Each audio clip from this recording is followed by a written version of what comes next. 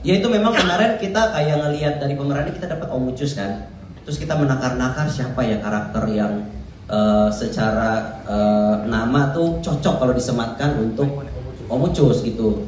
Terus saya dan penulis dan sutradara kayaknya sepakat kayaknya Pak Luhut tuh jadi nama yang pas gitu untuk karakternya si bapak si owner penjahit ini gitu. Jadi nanti namanya Luhut Tailor. Jadi memang bagus saja secara ininya gitu. Memang dia tukang menjahit Pak Luhut ini di sini gitu ya. Soal Bahlil nanti kita pertimbangkan, mungkin kita masukin di. Ide bagus ya. Iya iya. Enggak, sebetulnya itu nanti adalah kalau nonton filmnya. Kalau nonton filmnya adalah pokoknya. Semua pertanyaan-pertanyaan teman-teman itu akan terjawab di filmnya. Kenapa Pak Luhut? Kenapa namanya Binsar? Adalah pokoknya. Ada. Cuman kita nggak bisa buka terlalu banyak Pak ya. Karena ini kan masih teaser. Gitu. Jadi, Atau kami ceritain aja yang jangan diceritain. Nanti saya WhatsApp ya. Iya. Itu sih kalau dari saya sih. WhatsApp-nya jangan di-share. Betul. Karena semua itu ada konsepnya. Ketika nonton filmnya paham. Oh iya kenapa namanya ini. Gitu. Oke, terima kasih. Kalau dibilang dark comedy ini juga nggak dark comedy sih. Karena dark itu hanya sebagai pemantik awal dari karakter bapaknya. Dan dari situlah mulai terjadi hal-hal kelucuan dan komedi-komedi situasi setelahnya. Jadi kalau misalnya dibilang ini film dark comedy bener-bener premisnya dark sih enggak sih. Karena kalau secara sains mati suri itu kan sebenarnya memang belum mati secara medis. Tapi ada delay dari reaksi obat atau apapun gitu. Jadi sebetulnya kematian di sini itu cuma kiasan karena mati suri itu secara saintifik sebetulnya memang secara medis itu memang belum meninggal. Hanya saja ada situasi yang mungkin terabaikan sehingga dikiranya sudah meninggal ternyata belum meninggal. Nah itulah fenomena yang sering kita sebut dengan mati suri. Jadi kalau dibilang dark comedy enggak segitu darknya juga sih. Hanya sebagai aksen pemantik dari karakternya. Itu yang membuat perjalanan karakternya jadi dimulai gara-gara ada kembalinya si bapak dari tanda kutip kematian itu. Kalau dari aku sih itu konsepnya.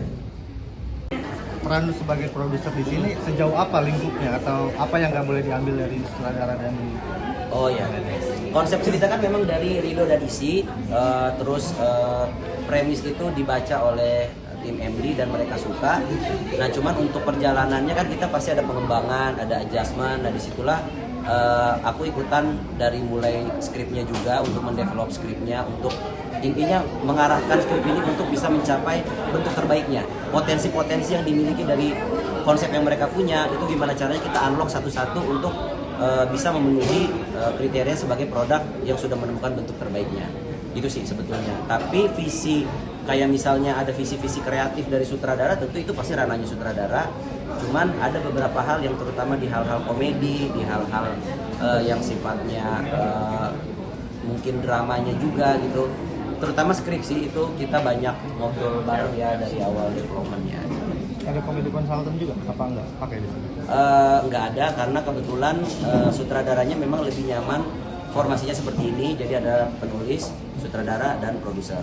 Kebetulan saya juga ada on location setiap hari, jadi mungkin secara kebutuhan hal itu bisa dikeroyok bareng-bareng. Tapi lo ada ini nggak sih, apa emang nggak boleh ngedirect di PH lain atau seperti apa sih? Enggak juga, kan di MD ngedirect induk aja. Oh. Jadi nggak apa-apa.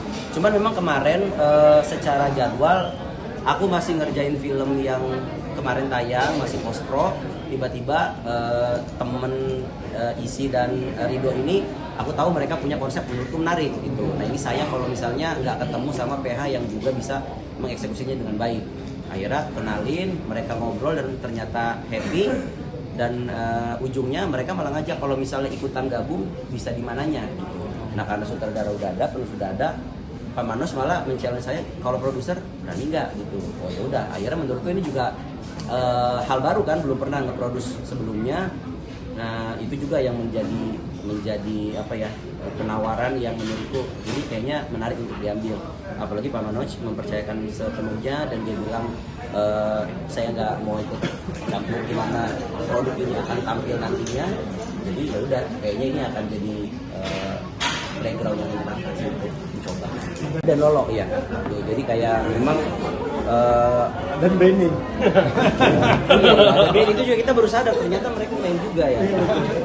Tapi memang secara karakternya karena tokoh Jahit juga, terus keluarganya juga keluarga Batak, aku nggak mau ngambil yang pemain sebetulnya bukan orang Medan atau orang Batak tapi dipaksa berlogat, takutnya nanti kan nggak natural. Jadi ya aku pilih dari beberapa opsi yang menurutku ini bisa mendeliver konten dari konsep yang dikonsepkan oleh sutradara dan penulisnya. Jadi rasanya Oki, kita dan beberapa pemain lainnya mungkin memang ada kesamaan, tapi menurutku itu memang kebutuhan peran dan pasti akan berbeda sih dengan peran-peran yang mereka mainkan sebelumnya. Kalau buat Mas Edi sini kan udah nyoba stand up dan mungkin bergaul dengan teman-teman stand up di sini juga